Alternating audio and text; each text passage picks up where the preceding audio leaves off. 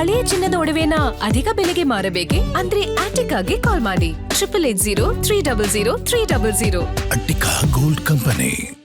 ಪ್ರತಿಯೊಬ್ಬರು ಕೂಡ ಅವರ ಜೊತೆಗಿನ ಒಂದು ಕಳೆದ ಕ್ಷಣಗಳ ಬಗ್ಗೆ ಮಾತನಾಡ್ತಾ ಇರೋದು. ಹಿರಿಯ ಗಾಯಕಿ ಚಿತ್ರಮ್ಮ ಇದ್ದಾರೆ ನೋಡಿ, ಕಣ್ಣೀರಿಡ್ತಾ ಇದ್ದಾರೆ. ಅವರವರ ನಡುವಿನ ಬಾಂಡಿಂಗ್, ಆ ಬಾಂಧವ್ಯ ಇದೆಯಲ್ಲ, ಅದನ್ನು ಅವ್ರ ಬಾಯಿಂದನೇ ಕೇಳಬೇಕು. ಅವ್ರಿಗೆ ಸುದ್ದಿ ತಿಳಿದಾಗ ದೊಡ್ಡ ಆಘಾತನೇ ಆಗಿರುತ್ತೆ. ಏಕೆಂತಂದರೆ ಎಷ್ಟು ವೇದಿಕೆಗಳನ್ನು ಹಂಚ್ಕೊಂಡಿದ್ದಾರೆ, ಜೊತೆಗೆ ವೈಯಕ್ತಿಕವಾಗಿಯೂ ಕೂಡ ಅಷ್ಟೇ ಒಂದು ಬಾಂಧವ್ಯ ಅವರಿಬ್ಬರ ನಡುವಿದೆ. KS ಚಿತ್ರ ಮತ್ತು S ಜಾನಕಿ ಅಮ್ಮ ಅವರ ನಡುವೆ. ಸೊ ಇವತ್ತು S ಜಾನಕಿ ಅಮ್ಮ ಇಲ್ಲ ನಮ್ಮ ಜೊತೆಗೆ ಅಂತ ತಿಳಿದ ತಕ್ಷಣ ಇಡೀ ದೇಶದ ಎಲ್ಲ ಕಲಾಪ್ರೇಮಿಗಳು ಶಾಕ್ಗೊಳಗಾಗಿದ್ದರು. ಅದೇ ರೀತಿಯಾಗಿ ಅವ್ರ ಜೊತೆ ಕೆಲಸ ಮಾಡಿದವರು ಅವರು. ಸೊ ಪ್ರತಿಯೊಬ್ಬರೂ ಕೂಡ ಕಂಬನಿ ಮಿಡ್ತಾ ಇದ್ದಾರೆ. ದೃಶ್ಯದಲ್ಲಿ ನಿಮಗೆ ತೋರಿಸ್ತಾ ಇದ್ದೀವಿ KS ಚಿತ್ರ ಅವರು ಕೂಡ ಅಂತಿಮ ದರ್ಶನವನ್ನು ಪಡಿತಾ ಇರೋದನ್ನು. ಸೊ ಅದೇ ರೀತಿಯಾಗಿ ವಿವಿಧ ಕ್ಷೇತ್ರಗಳ ಗಣ್ಯಾತಿ ಗಣ್ಯರೆಲ್ಲ ಬೆಳಗ್ಗೆಯಿಂದಲೂ ಕೂಡ ಆಗಮಿಸ್ತಾ ಇದ್ದಾರೆ.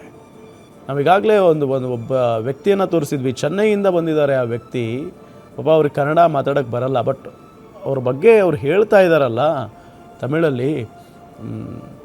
ನಮ್ಮ ಮದುವೆಗೆಲ್ಲ ಬಂದಿದ್ದರು, ಒಬ್ಬ ಅಭಿಮಾನಿಯ ಮದುವೆಗೆ ಅಂತ ಒಬ್ಬ ಸ್ಟಾರ್ ಸಿಂಗರ್, ಅವರು ಸೂಪರ್ ಸ್ಟಾರ್ ಸಿಂಗರ್ ಜಾನಕಿ ಅಮ್ಮ ಅವ್ರು ಹೋಗ್ತಾರೆ ಅಂತ ಅಂದರೆ ಅವ್ರು ಎಷ್ಟು ಡೌನ್ ಟು ಅರ್ತ್ ಅನ್ನೋದನ್ನು ನಾವೆಲ್ಲ ಅರ್ಥ ಮಾಡ್ಕೊಳ್ಬೇಕು.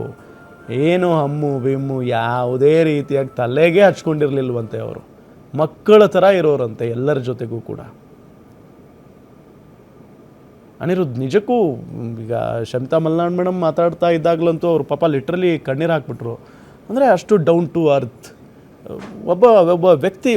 ಈಗ ಸಾಮಾನ್ಯವಾಗಿ ಬೇರೆಯವರೆಲ್ಲ ಸೆಲೆಬ್ರಿಟಿಗಳು ಮಾತಾಡೋದನ್ನು ನಾವು ಕೇಳಿಸ್ಕೊಂಡಿದ್ದೀವಿ. ಒಂಚೂರು ಒಂದು ಹಂತಕ್ಕೆ ಬೆಳೆದು ಬಿಟ್ಟರೆ ಅವ್ರ ತಲೆನೇ ನಿಲ್ಲಲ್ಲ, ಹಾಗೆಲ್ಲ ಮಾತಾಡ್ತಿರ್ತಾರೆ. ಬಟ್ ಲೇಡಿ ಸೂಪರ್ ಸ್ಟಾರ್ ಅವರು, ಪ್ರತಿಯೊಬ್ಬರು ಅವ್ರನ್ನ ಅಷ್ಟು ಇಷ್ಟಪಡ್ತಾರೆ. ಏನು ಹೇಳ್ತೀರಿ ಅದ್ರ ಬಗ್ಗೆ? ಅದೇ ಶಮಿತಾ ಮೇಡಮ್ ಮಾತಾಡ್ಬೇಕಾದ್ರೆ ನಂಗೆ ಕಣ್ಣಲ್ಲಿ ಹೌದು ಹೌದು ಅಂದ್ರೆ ಯೂಶಲಿ ನಾನು ಅಂದ್ರೆ ಯಾಕೆ ಹೋಗಲ್ಲ ಅಂದ್ರೆ ತುಂಬಾ ಭಾವುಕ ಆಗ್ಬಿಡ್ತೀನಿ. ಬಿಕಾಸ್ ಅದು ತಡ್ಕೊಳಕ್ಕಾಗಲ್ಲ. ಅಂದ್ರೆ ಆ ಒಂದು ಹೇಳ್ತೀವಿ ಆ ಒಂದು ಬಾಂಡಿಂಗೇ ಹಂಗೆ. ಅದು ಯಾರಿಗೆ ಆಗಲಿ ಸರ್, ಫಾರ್ ಎನಿ ಸಿಂಗರ್ ಅವರೊಂಥರ ಐಡಲ್ ಸರ್.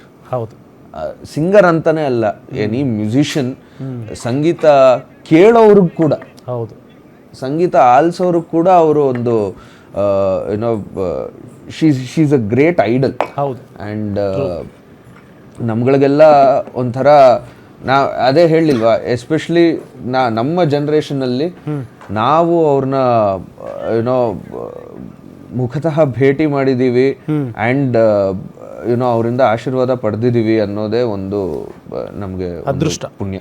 ಹೌದು, ನಿಜ. ಆ್ಯಂಡ್ ಇಲ್ಲಿ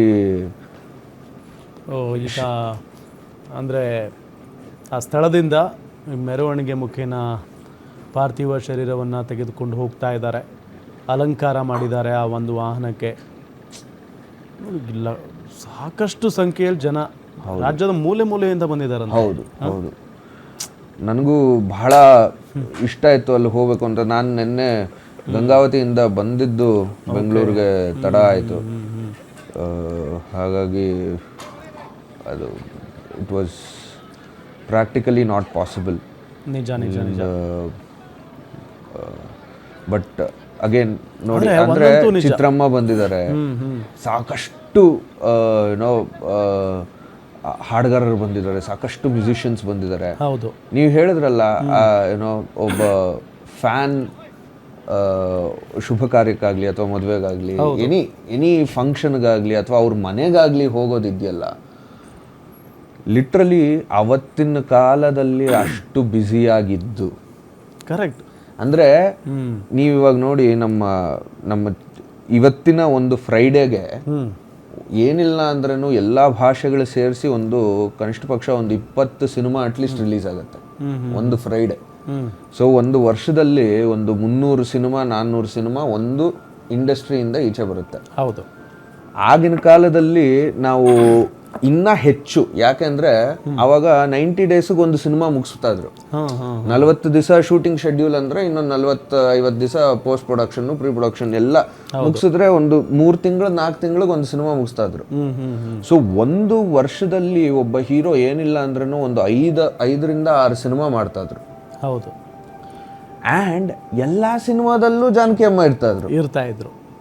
ಆಗಿನ ಸಿನಿಮಾಗಳಲ್ಲಿ, ಈಗಿನ ಸಿನಿಮಾಗಳಲ್ಲಿ ಒಂದು ಸಿನಿಮಾಗೆ ಮ್ಯಾಕ್ಸಿಮಮ್ ಒಂದು 3-4 ಹಾಡಿದ್ರೆ ಆಗಿನ ಸಿನಿಮಾಗಳಲ್ಲಿ 8 ಹಾಡು 9 ಹಾಡು, ಅದರಲ್ಲೂ ರವಿಚಂದ್ರನ್ ಅವ್ರ ಸಿನಿಮಾ ಅಂತ ಬಂದ್ಬಿಟ್ರೆ ಅಂತೂ ಮುಗಿದೇ ಹೋಯ್ತು. ಹಾಡುಗಳ ಸುರಿಮಳೆ. ಹಾಡುಗಳ ಸುರಿಮಳೆ, ನಿಜ.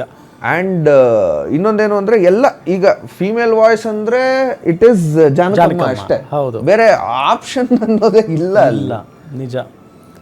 ಯಾವುದೇ ಸಿನಿಮಾ ತಗೊಳ್ಳಿ ಒಂದಾದ್ರೂ ಇದ್ದೇ ಇರುತ್ತೆ. ಅಂಡ್ ಏನು ನಮ್ಮ ಭಾಷೆ ಅಂತಾನೆ ಅಲ್ಲ, ಏನು ಇಡೀ ಸೌತ್ ಇಂಡಿಯನ್ ಮೇಜರ್ ಅಂತ ತಗೊಂಡ್ರು ಇಡೀ ಸೌತ್ ಇಂಡಿಯನ್ ಭಾಷೆಗಳಲ್ಲಿ ಅವ್ರ ಹಾಡುಗಳು ಇರ್ತಾ ಇದ್ವಲ್ಲ, ಅಷ್ಟು ಬ್ಯುಸಿ ಶೆಡ್ಯೂಲ್ ಅಲ್ಲಿ. ಹೌದು, ಅವರು ಏನೋ ಒಂದು ಫ್ಯಾನ್ ಮನೆಗಾಗ್ಲಿ ಅಥವಾ ಇನ್ನೊಬ್ಬರ ಒಂದು ಕಾರ್ಯಕ್ರಮಕ್ಕಾಗ್ಲಿ ಹೋಗಿ ಭಾಗವಹಿಸಿ ಅವ್ರಿಗೆ ಅದರಿಂದ ಅಪೇಕ್ಷೆನೂ ಏನಿಲ್ಲ, ಏನು ಸಂಭಾವನೆನೂ ಇಲ್ಲ, ಏನೂ ಇಲ್ಲ. ಆದರೆ because of pure love. Correct. ಇನ್ನೊಂದು, ಅವ್ರಿಗೆ ಎಷ್ಟು ಸ್ವಾಭಿಮಾನಿ ಅಂತ ಅಂದರೆ, ಅವ್ರು ಮನಸ್ಸು ಮಾಡಿದರೆ ಅದು ಪದ್ಮಶ್ರೀ ಪ್ರಶಸ್ತಿಯನ್ನು ತಗೊಳ್ಬಹುದಾಗಿತ್ತು. ಬಟ್ ಅವ್ರಿಗೆ ಅದನ್ನು ನಿರಾಕರಿಸ್ಬಿಟ್ರಂತೆ, ತಿರಸ್ಕರಿಸಿದ್ರಂತೆ. ಕಾರಣ ಏನು? ನಮ್ಮ ಸೌತ್ ಇಂಡಸ್ಟ್ರಿಯವರನ್ನು ನೀವು ಕಡೆಗಣಿಸ್ತೀರಿ, ಲೆಕ್ಕಕ್ಕೆ ತಗೊಳ್ಳಲ್ಲ, ಬರೀ ನಾರ್ತ್ನವ್ರಿಗೆ ಇಂಪಾರ್ಟೆನ್ಸ್ ಕೊಡ್ತೀರಿ ಅಂತ. ಅದಾದ ನಂತರ ಹೌದಲ್ಲ ಅಂತ ಹೇಳಿ ಈ ಕಡೆನೂ ಕೂಡ ಸ್ವಲ್ಪ ನೋಡೋದಕ್ಕೆ ಶುರು ಮಾಡಿದ್ರಂತೆ ನಮ್ಮ ಸಾಧಕರನ್ನು. ಅಂದರೆ ಅಷ್ಟು ಸ್ವಾಭಿಮಾನಿ ಅವರು. ಹೌದು.